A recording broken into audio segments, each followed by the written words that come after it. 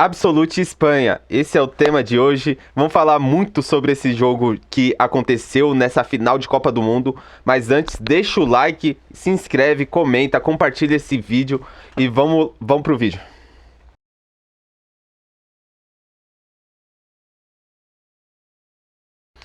Fala pessoal, aqui quem fala é o David. E a Copa do Mundo acabou, né? Uma pena, mas um alívio assim. É uma pena porque são jogos muito grandiosos que a gente vê, são histórias sendo contadas dentro do futebol. O mundo para ver a Copa do Mundo, né? É sempre muito legal ver que gente que nem acompanha o futebol sempre para ver esses grandes jogos que acontecem, entende um pouco mais sobre como é ser apaixonado por futebol, né? Mas um alívio que a Argentina não ganhou e o Messi continua com apenas uma Copa do Mundo, né?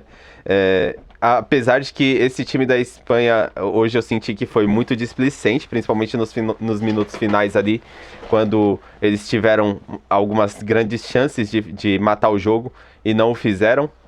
Mas, ainda assim, a Espanha foi bem superior, né? Não deixou margem para brecha, não sofreu tantos riscos, apenas, como eu disse, nos minutos finais. Mas, ainda assim, a Espanha ela teve alguns erros que poderiam ter custado caro, né?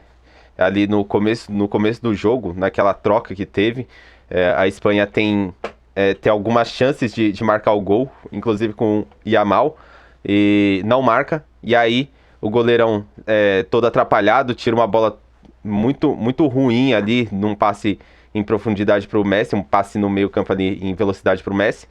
E quase que o jogador argentino consegue dominar a bola e finalizar para o gol aberto, né? A sorte foi que ele não consegue finalizar. E aí, o que aconteceu depois foi Espanha atacando, Argentina se defendendo. Espanha atacando e Argentina se defendendo. Não teve muito jogo, né, para ser comentado, mas a Argentina que jogou como jogam os argentinos, geralmente, né? Batendo muito, catimbando muito, tentando segurar a Espanha e tirar elas do jogo mentalmente falando, né? Mas não deu pra Argentina dessa vez, não conseguiram fazer o que vinha fazendo na Copa, que era cadenciar muito o jogo. E quando precisava acelerar e conseguir ali o gol da vitória, o gol da virada, o próprio gol do empate, que inclusive quase sai por alguns erros de marcação da Espanha, que estava com um a mais, que ficou com um a mais por causa do juvenil Enzo Fernandes, né?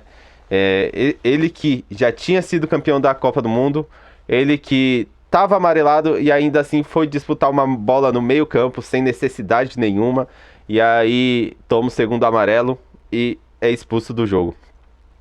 É bom que se diga que nesse mesmo lance o Cucurella poderia ter sido expulso facilmente, tá? Porque teve um lance muito parecido no jogo do Paraguai, lá na fase de grupos, o jogo em que o Paraguai ganha de 1-0, que o jogador paraguaio, num lance que teve uma falta ali, aí eles estão discutindo, estão conversando ali, coisa resenha de jogo, às vezes uma discussão de jogo, mas que o jogador paraguaio vai lá e tapa a boca, né? E tapar a boca é uma regra clara da FIFA. Não importa a situação, tá? Não tem essa de, mas era uma situação de jogo, não era uma situação de conflito. Não importa, tapou a boca, tem que ser expulso. E o Cucurella não foi expulso, então nesse lance a Espanha foi beneficiada, né? Porque aí ela fica com um a mais, com um jogador a mais. E domina mais do que já vinha dominando o jogo, né? Mas ainda assim, houve um lance em que a Argentina foi tão beneficiada quanto, né?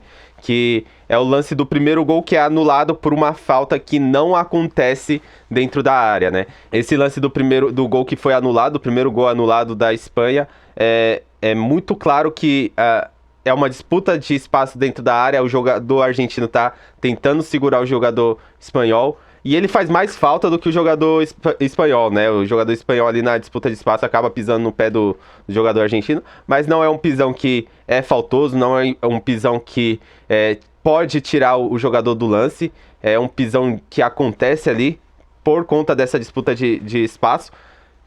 Que sim, eu já vi ser marcado, mas não é um lance faltoso na minha opinião. E depois a Argentina se recua, se retranca toda, né, completamente, e aí a Espanha não perdoa. Ela abre o placar ali com o Ferran Torres, que inclusive marca o segundo gol, mas é anulado por impedimento, corretamente por impedimento. O jogador argentino, eu acho que nesse lance foi muito esperto, porque ele fica parado e deixa o espanhol correr sozinho, porque ele tá do outro lado. Se ele tentar correr junto, ele acaba dando condição por conta da inclinação do corpo, né?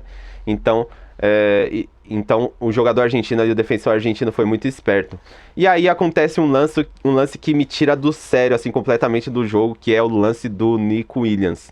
Ele que entra muito bem, mas ali ele não pode falhar, né? Ele sai na cara do gol, ele consegue ganhar acho que é do Simeone ou é do Molina, não lembro agora, mas ele entra dentro da área sozinho com o gol aberto e ele tenta fazer uma graça ali, jogar de um pé pro outro pra dar um passe. Eu não sei, não entendi nada o que ele quis fazer ali naquele lance.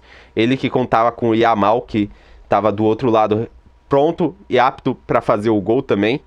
O Yamal, que é um dos maiores jogadores, um dos melhores jogadores dessa nova geração, né? E aí, esse lance me tira completamente do sério, porque é o que representa essa nova geração de craques, né? Esses craques de hoje, é o que representa essa nova geração de futebolistas da bola aí, esses jogadores profissionais que hoje tem, né? Representa muito, assim, porque é uma displicência com o jogo, com um jogo que é uma final de Copa do Mundo, não tem. A Espanha, inclusive, ela em nenhum momento demonstrou tanta vontade de ganhar. Eu acredito que a Argentina tenha recuado tanto que a Espanha dominou o jogo, mas poderia ter sido diferente. E aí, depois desse lance, a Argentina quase consegue o gol de empate em 2 ou 3 lances ali, né? Inclusive, 2 lances que geram as únicas 2 finalizações da Argentina no jogo. A gente vai ver um pouquinho aqui sobre os números e... Cara, assim, mas poderia ter custado muito caro, porque imagina que ele não fez o gol nesse lance, e aí a Argentina empata, vai para os pênaltis, e o Dibu vai, que estava já fazendo muitas boas defesas, vai e pega 2, 3 pênaltis e a Argentina é campeã. O futebol tem dessas, hoje não teve, mas é bom que se diga, jogadores assim, você tem que realmente pegar no pé, porque senão eles continuam fazendo esse tipo de atrocidade dentro de campo, que são detalhes que mudam a partida, que pode trazer ou não a vitória para o seu time, né, para sua equipe. Bom, vamos falar um pouquinho aqui sobre os números. Estou aqui com o SofaScore aberto e aí a posse de bola, né?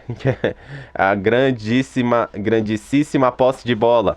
A Espanha ficou com 65% da posse, enquanto a Argentina com 35%.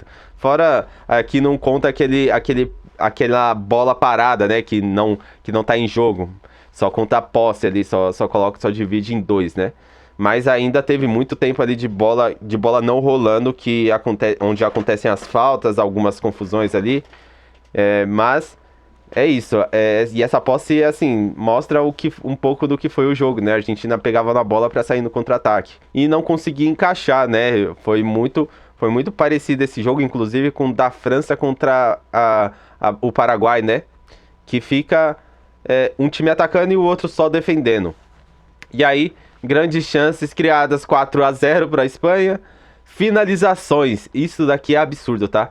20 finalizações a 2. 20 finalizações. A Espanha perdeu muito gol nesse jogo, perdeu muito gol. Ela poderia ter saído com um placar muito mais elástico, com um placar muito mais tranquilo. E, inclusive, nós poderíamos ter assistido um jogo muito mais agradável, né? E não foi, porque a Espanha acabou perdendo e a Argentina continua ali catimbando e só recuando o time.